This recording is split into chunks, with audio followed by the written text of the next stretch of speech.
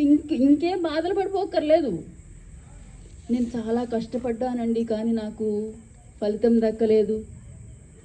నేను చాలా పరిగెత్తాను, నేను చాలా కాంపిటీషన్ చేశాను, అది చేశాను, ఇది చేశాను, ఆ బిజినెస్ ఎందులోనూ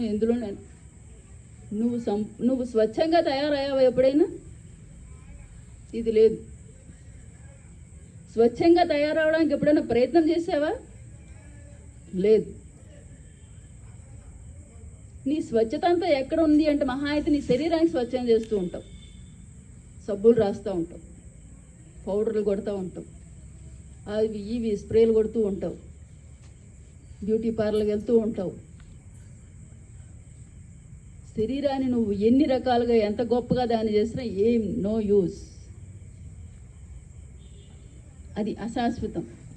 దానికి చేసిన ఏవైనా సరే అశాశ్వతమైనవే.